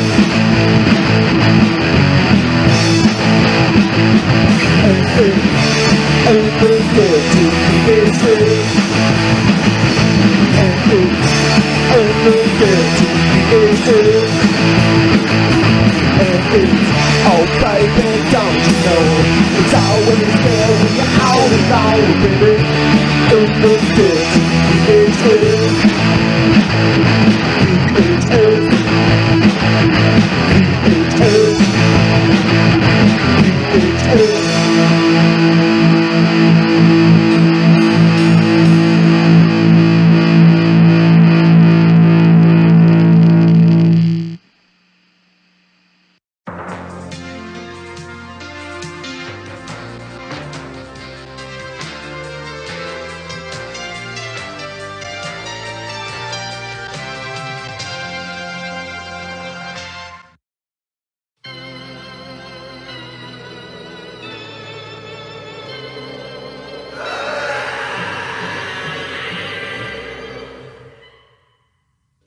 Once upon a time on a cold, dark, biting All Hallows Eve, old Lloyd sat alone, counting his VHS tapes, because they were all he had. He had no Google Circles, no Hangouts, no YouTube, and he smelled bad. Oh, Jesus, Jehovah Witnesses, God damn it! Trick or treat! What the? Trick or treat! You're not even children, and you ain't no Tiny Tim, that's for sure. You got a fake crutch there. That's right. I'm Little Kim. And I'm Kim Jong-un. Due to Article 4A of the New York State Child Labor Law of 2008, Troma can't afford to have any real children in this video. What's a trauma? I've never heard of a trauma before. Can I hit it? Does candy come out of it? I don't know if anything. I've never heard of trauma before. Shut up! Shut up, please! Troma is a 40-year-old independent movie studio. We've made movies like The Toxic Avenger, Class of Newcomb High. In fact, the South Park guys started with Troma, James Gunn, Samuel L. Are you listening to me? Are you paying attention? I've never seen a trauma online. Well, Troma's not online. We're not online. Well, then how do you watch your movies, Uncle Lloydle? We go to a movie theater, we buy a ticket. Any jerk who wastes his time on the internet should be dumped in a vat of chemical toxic waste, and then he should have his head crushed. Go away. Pumpkin bug.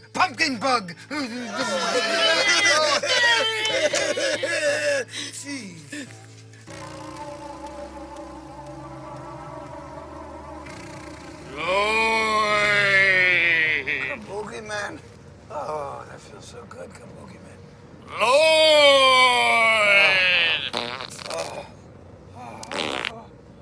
Hey, Lloyd! Wake up, Lloyd! Marley Hurst? You're my old partner. You've been dead 7 years. And you look terrible. You look like a bad lobster in a dark cellar. It's a good Dickens reference with the lobster. Not many people would get that. Listen, I'm here to tell you, you gotta get online. You gotta get digital. You gotta get some followers, Lloyd. Get a Facebook account, Google+. Any of these words ringing a bell to you? Prodigy? AOL? Fax machine? Car phone? Do you know these? Lloyd, you will be irrelevant. You will be forgotten. Just like me. Marley Hers, Lloyd. I'm so in pain. You will be visited by 3 Toxie ghosts tonight. Toxie past, Toxie present, and Toxie future. You gotta pay attention when they speak to you. I know you. You're gonna run off and you're gonna try to take a pee-pee, but it ain't gonna work. And then you're gonna go make some movie that loses a bunch of money, and we're all gonna be screwed again. Ah, crack. Lloyd, you're going to be damned like me! Marley Hurst!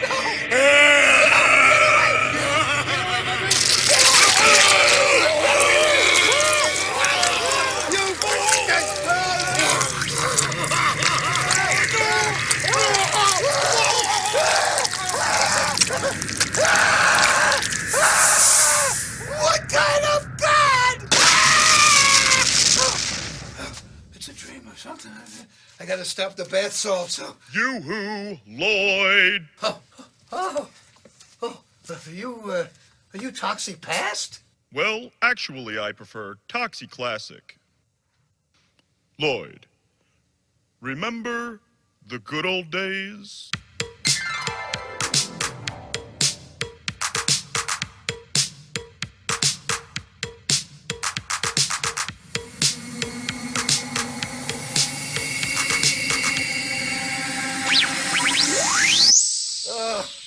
I gotta get some sleep. I gotta get a little drinko. I am Toxie Present, Lloyd. You have no friends, Lloyd. And worst of all, you don't even have a YouTube account. Listen to what your friends are saying.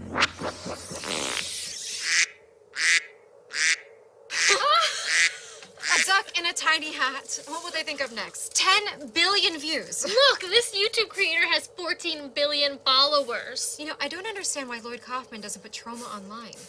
I don't want to undercut our sales. You know, Lloyd is living in the analog age. If he doesn't wise up to YouTube, then Troma's gonna be DEAD. Troma. I don't even remember what that is.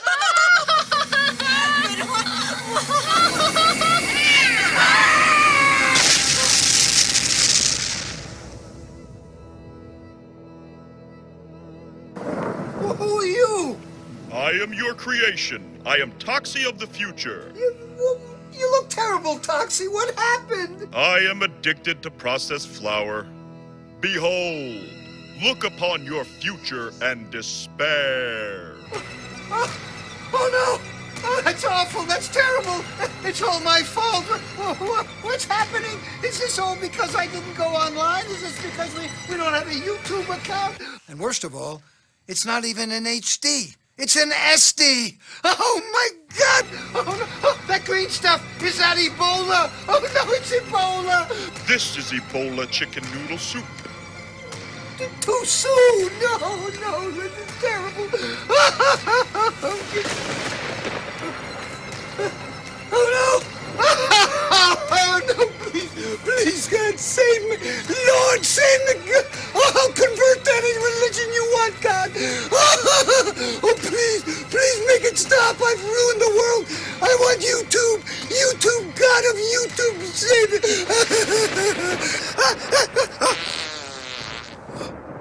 Oh, what a dream. That was horrible. I hear the church bells. And the swallows are singing. The swallows, the bees. Oh, the children. Happy Halloween! Happy Halloween! Children, trick or treat, children. I love you, children. Hey, children, goodbye, booze. Goodbye, booze, and hello, broccoli.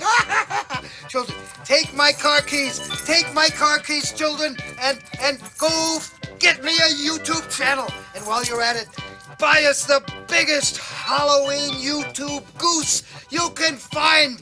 Dinner for everyone.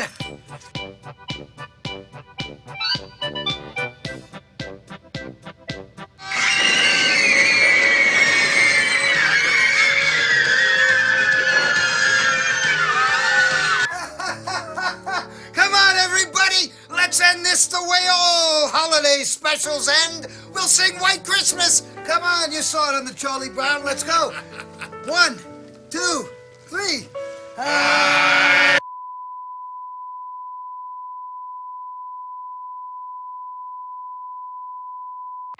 Hey now, cats, I'm back again this week. This is Balls. This is the Balls from Ellwood show. I'm actually at the very last day of the Living Dead store here in Evans City, Pennsylvania. Right down the street is the cemetery, the Evans City Cemetery, where the iconic Night of the Living Dead was filmed. And this store was a love letter to that, and I'm very sad to announce that today is the last day that it's going to be open.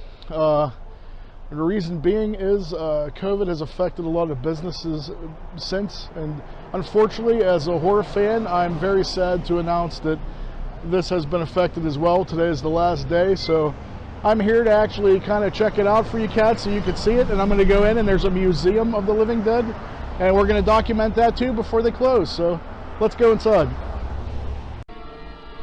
Hey now, cats, we're now inside the Living Dead store. We're actually going to be going through the Living Dead Museum, like I had said.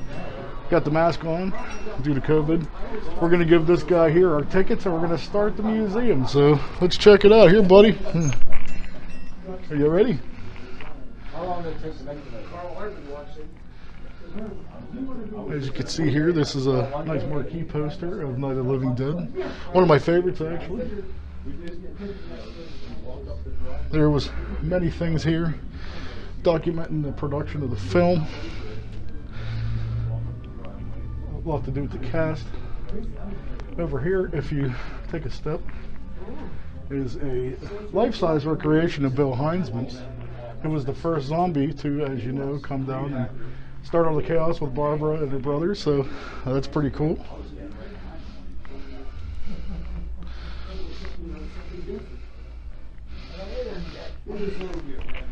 A lot of people don't know this was the film. Night of the Living Dead went through a lot of title changes before it actually was Night of the Living Dead. This is a nice document of that. Production title, they were going to call it Monster Flick at first, then Night of the Flesh Eaters, Night of Anubis, and then the final title it actually resulted up as Night of the Living Dead. So a lot of people don't know that. This all documents the props and special effects of the Living Dead. This talks about making the movie in Evans City, where Xtina and I just had our wedding yesterday up at the Evans City Cemetery, so very cool.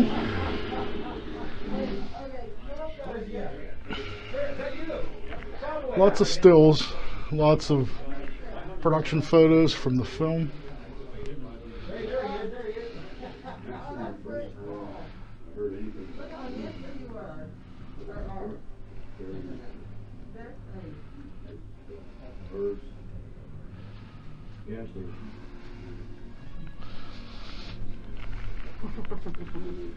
This over here, we have a Plan 9 from outer space. I do believe that's Tor Johnson, if I'm not mistaken.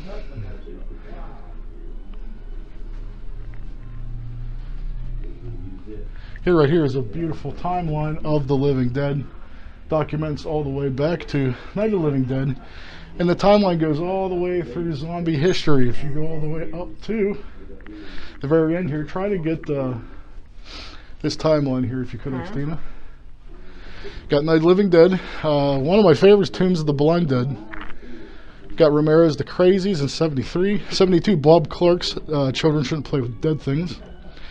74, Living Dead at the Manchester Morgue. Then you get to the old Nazi zombie variety here with 1977 Shockwave. This is really cool here. This is a nice sculpt from Dawn of the Dead from 1978. This film is known for its satirical social commentary. Romero actually referred to the creatures as zombies, and it's presented in full color.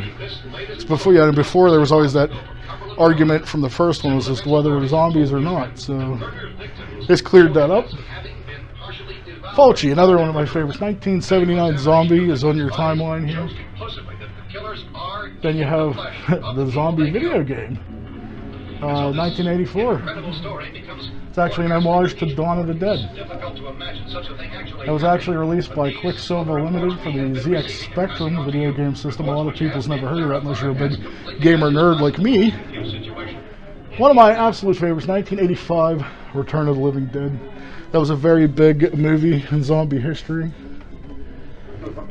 And then you have, I mean, you could see all through history, this movie, this iconic movie, Night of the Living Dead, you know, has created so many different things in pop culture, and it's become an indelible, you know, an indelible force in horror films. You know, it's even made, you know, it's become mainstream with Walking Dead and different things. Look, you even have Scooby-Doo. It was zombies now.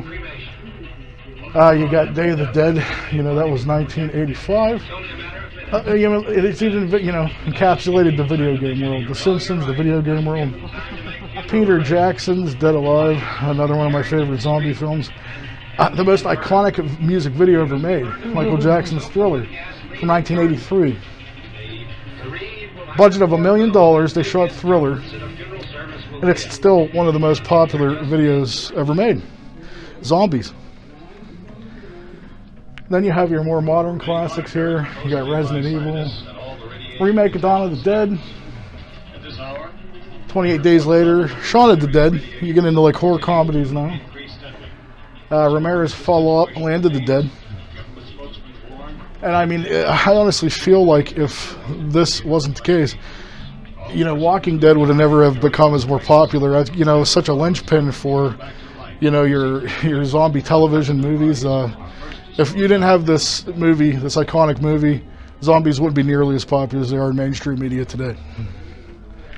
Then you have from there, World War Z, comics, people's imaginations with zombies.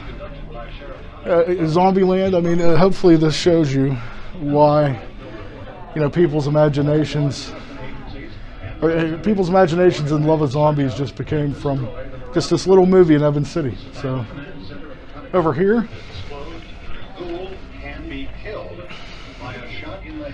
this was an actual prop. This is actually one of the stand-up radios from Night of the Living Dead. And if you listen to that, try to get a little bit of that audio, Xtina.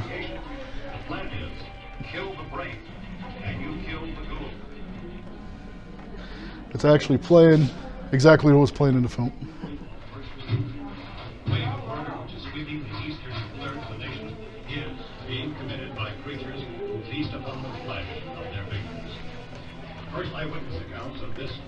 Now if we head over here,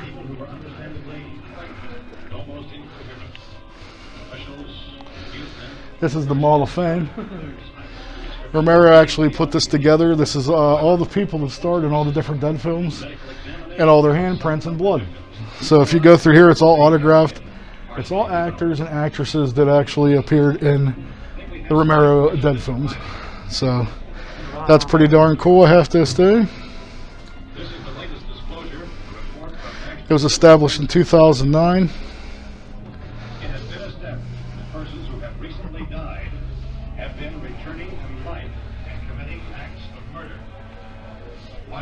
Now if we head over here, this is more or less the Dawn of the Dead section. If you could get all this down here, Xtina, that'd be great.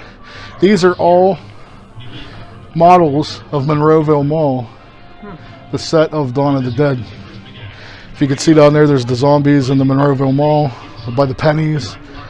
Down there, over there.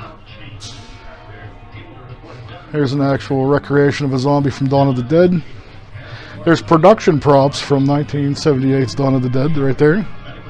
These are actual, if you could get a good shot of those, Polaroids of back what Monroeville Mall used to look like when they were shooting it. So.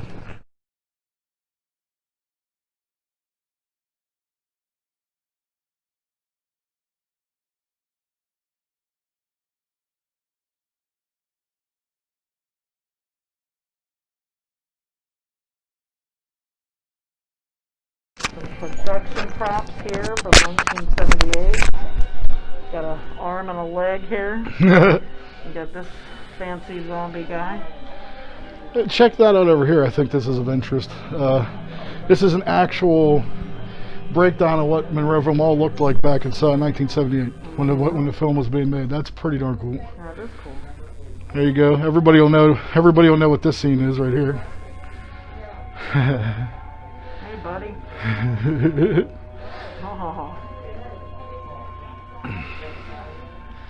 Now if we move along here, this is super duper cool. This right here is a barrel of trioxin from Return of the Living Dead. This is what starts the whole movie. The gas gets out, all the dead come back to life in the cemetery. If you could peek in there, you'll see the zombie that starts the whole thing. Oh my goodness. Hello, guy. There's some foreign posters of Return of the Living Dead. That's Linnea Quigley, half nude on the front, in case anyone's known. That's cool.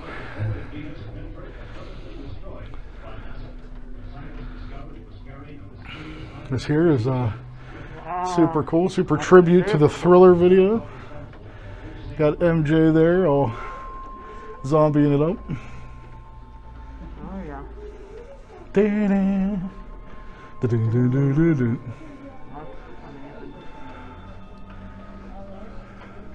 This right here is actually from Savini's, I believe it was 1990 remake of the original Night of the Living Dead.